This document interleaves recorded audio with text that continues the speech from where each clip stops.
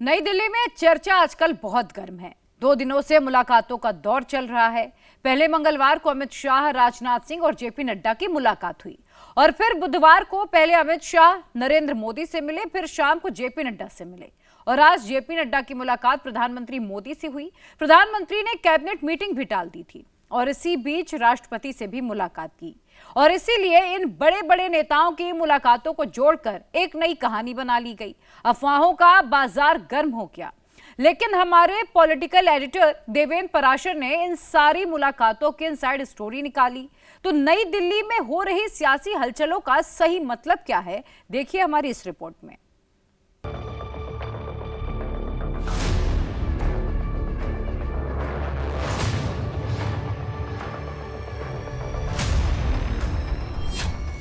क्या बीजेपी को बहुत जल्द नया राष्ट्रीय अध्यक्ष मिलने वाला है? बीजेपी के राष्ट्रीय अध्यक्ष की रेस में कौन सा नेता सबसे आगे चल रहा है? सरकार से बनेगा या संगठन से निकलेगा या फिर कोई चौंकाने वाला नाम होगा? भारतीय जनता पार्टी का अगला राष्ट्रीय अध्यक्ष कौन होगा? देश के पॉलिटिकल सर्कल में आजकल यह सबसे बड़ा सवाल है। इस सवाल को इस हफ्ते और ज्यादा हवा इस वजह से मिल रही है क्योंकि बीजेपी की टॉप लीडरशिप की कई बैठकें लगातार हो रही हैं और बहुत सारी बैठकें तक घंटों तक चली। ऐसे में पार्टी के भीतर इस बात को लेकर चर्चा है कि ये सारी की सारी कवायद बीजेपी का अगला राष्ट्रीय अध्यक्ष चुनने को लेकर ही है।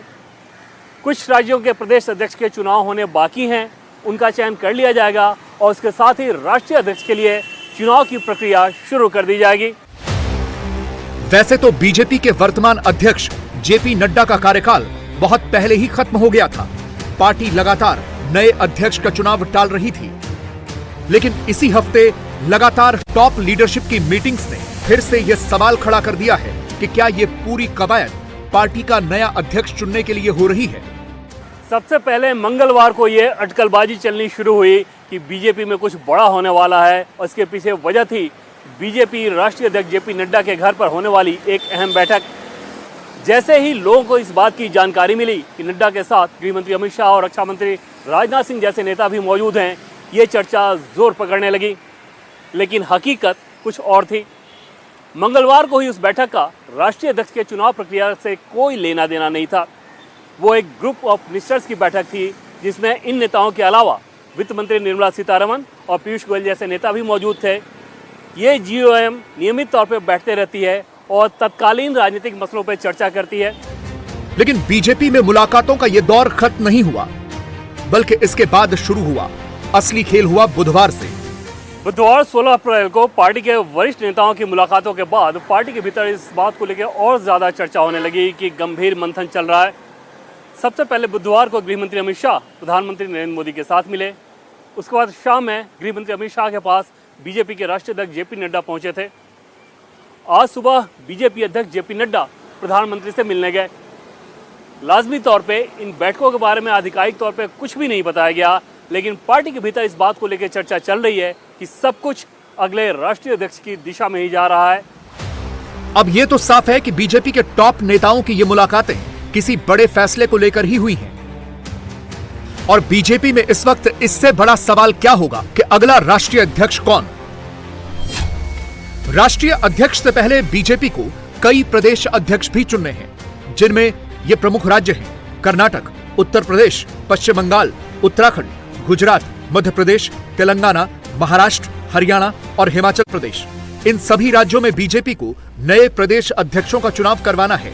हमारे सूत्र बता रहे हैं कि पिछले 2-3 दिनों से बीजेपी में जो मीटिंगों का दौर चल रहा है, उसमें इन प्रदेश अध्यक्षों का नाम तय हो गया है, बस ऐलान बाकी है। और इसीलिए बीजेपी में पिछले 2-3 दिनों से ये बैठकें भी चल रही हैं। पहले ये प्रदेश अध्यक्ष ही चुने जाएंगे और उसी के बाद राष्ट्रीय अध्यक्ष तय होगा, क्योंकि बीजेपी का संविधान यही कहता है।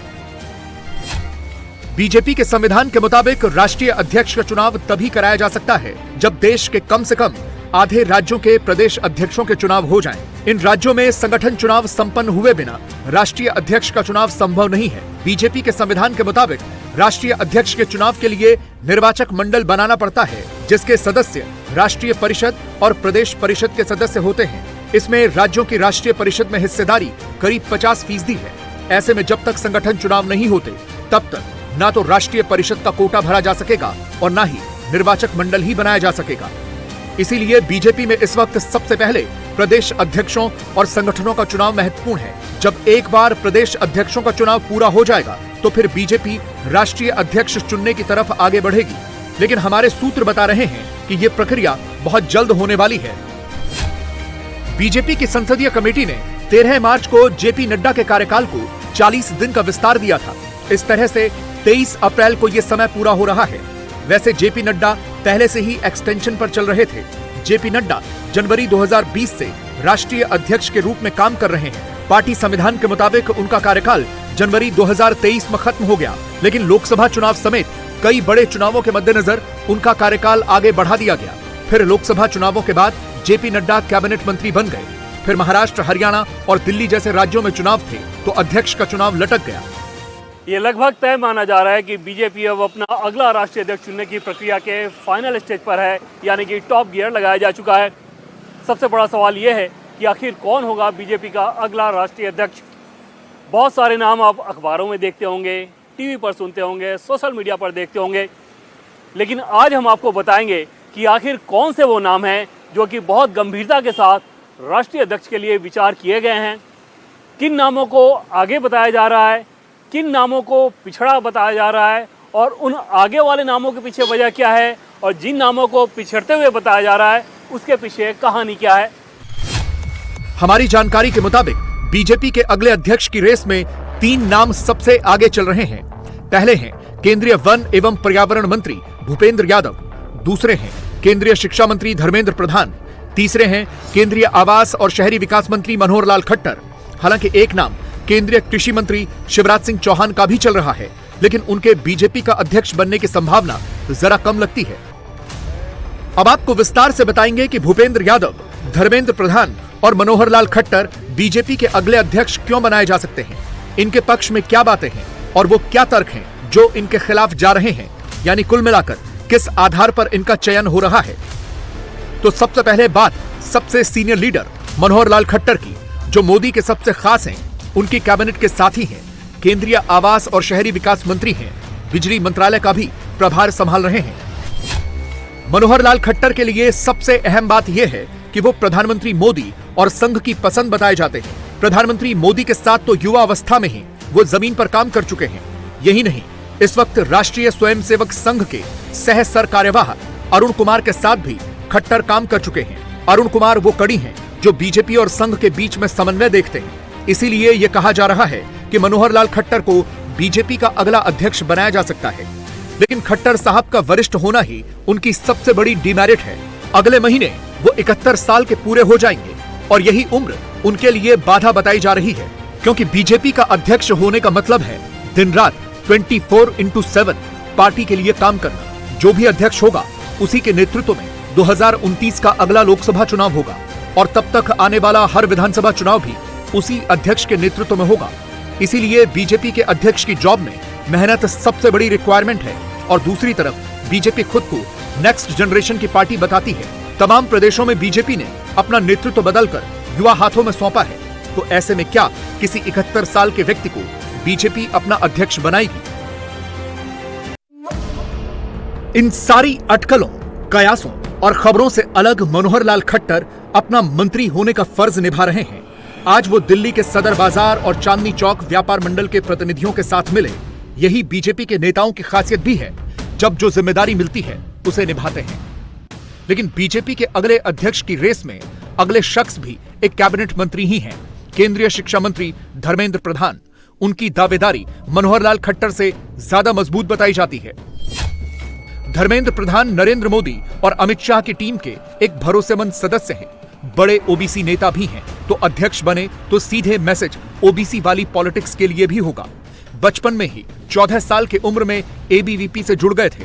2010 में बीजेपी के राष्ट्रीय महासचिव बने। संगठन में भी पकड़ मजबूत है। 2 बार लोकसभा और 2 बार राज्यसभा सांसद रह चुके हैं। और सबसे बड़ी बात कि उनके पक्ष में उम्र भी है, अभी सिर्फ 55 वर्ष के हैं, यानी बीजेपी में लंबी सेवाएं दे सकते हैं। धर्मेंद्र प्रधान भी बहुत सामान्य रूप से अपना रोजाना का कामकाज कर रहे हैं। ये तस्वीरें कल की हैं, जहां रोड सेफ्टी पर नितिन गडकरी के साथ उन्होंने एक मीटिंग की और इसे स्कूलों के पाठ्यक्रम में शामिल होने पर बात हुई। और इस रेस में तीसरा और सबसे महत्वपूर्ण नाम है केंद्रीय वन एवं पर्यावरण मंत्री भूपेंद्र यादव का, क्योंकि कास्ट डायनेमिक्स के हिसाब से भूपेंद्र यादव इसमें फिट बैठते हैं। ऐसा माना जाता है कि जनसंघ के दौर में यादव बीजेपी के सपोर्टर होते थे, लेकिन धीरे धीरे यूपी और बिहार जैसे बड़े राज्यों में यादव बीजेपी से दूर होकर क्षेत्रीय दलों के पास चले गए। ऐसे में अगर बीजेपी किसी यादव समाज से आने वाले व्यक्ति को अपना अध्यक्ष बनाती है तो उसकी राजनीतिक मैसेजिंग बहुत बड़ी होगी। इसके अलावा भी भूपेंद्र यादव के पक्ष में बहुत सी बातें हैं, जैसे वो नरेंद्र मोदी के बहुत खास माने जाते हैं, बीजेपी के बड़े रणनीतिकारों में शामिल हैं, पार्टी के लिए चुनाव जितवाने वाली मशीन की तरह काम आए हैं, संघ का बैकग्राउंड है, संगठन क्षमता भी बेहतरीन है। इसी वजह से भूपेंद्र यादव इस रेस में सबसे आगे बताए जा रहे हैं। भूपेंद्र यादव भी अपनी ड्यूटी निभा रहे हैं। दिल्ली में आज उनकी दाऊदी बोहरा समुदाय के लोगों से मुलाकात हुई, लेकिन इस लिस्ट में एक और नाम भी चल रहा है, केंद्रीय कृषि मंत्री शिवराज सिंह चौहान का। लेकिन हमारे सूत्र बता रहे हैं कि उनका बीजेपी का अध्यक्ष बनना फिलहाल मुश्किल नजर आ रहा है, क्योंकि अभी उनका रोल संगठन के बजाय सरकार में ज्यादा दिख रहा है। एक कृषि मंत्री के तौर पर उनकी भूमिका महत्वपूर्ण है, इसीलिए शिवराज सिंह चौहान फिलहाल इस रेस से बाहर बताए जा रहे हैं, जो ब्रिक्स के कृषि मंत्रियों की बैठक में शामिल होने के लिए ब्राजील गए हुए हैं और यहां भी कृषि की नई और उन्नत तकनीकों के बारे में जानकारी ले रहे हैं। भारत एक कृषि प्रधान देश है और सैकड़ों सालों से होती आ रही एक ही तरह की खेती को आधुनिक बनाना भी कृषि मंत्री की बड़ी जिम्मेदारी है। इसीलिए शिवराज सिंह चौहान को सरकार से हटाकर संगठन में लाने का फिलहाल कोई चांस नजर नहीं आ रहा। एक बात तो फिलहाल तय लग रही है कि इस बार बीजेपी के राष्ट्रीय अध्यक्ष को चुनने में आरएसएस की भी बड़ी भूमिका होने वाली है। पिछले दिनों जब प्रधानमंत्री संघ मुख्यालय नागपुर गए थे तो तब भी ये कयास लगे थे कि क्या नए अध्यक्ष पर बात हुई, लेकिन तब इससे इनकार कर दिया गया था। लेकिन अभी आरएसएस के नंबर 2 महासचिव दत्तात्रेय होसबोले और सह सरकार्यवाह अरुण कुमार दोनों दिल्ली में हैं। इसके अलावा 22 अप्रैल को संघ प्रमुख मोहन भागवत भी दिल्ली आने वाले हैं। हालांकि यह कहा जाता है कि संघ प्रमुख का इसमें कोई रोल नहीं रहेगा, लेकिन यह भी कहा जा रहा है कि संघ नेताओं से सलाह मशवरा किया जा रहा है और उसी के बाद बीजेपी के अगले राष्ट्रीय अध्यक्ष का नाम तय होगा। बीजेपी का राष्ट्रीय अध्यक्ष होना कोई छोटी बात नहीं होगी। जो भी नेता बनेगा उसके ऊपर बहुत सी जिम्मेदारियां होंगी। बीजेपी दुनिया की सबसे बड़ी राजनीतिक पार्टी है, लगातार 3 बार से सरकार बना रही है और चौथी बार भी उसकी पूरी कोशिश होगी कि सरकार उसी की बने। आज हम गर्व के साथ कह सकते हैं कि हमारे 240 मेंबर पार्लियामेंट लोकसभा में, 98 से ज्यादा हमारे राज्यसभा में, 1600 से ज्यादा हमारे विधायक, हमारे 13 सरकारों में विशुद्ध भारतीय जनता पार्टी की सरकार, 7 प्रदेशों में हमारी एनडीए की सरकार, यानी आज भारतीय जनता पार्टी और हमारी विचारधारा में ये करोड़ों करोड़ों कार्यकर्ताओं के द्वारा जो योग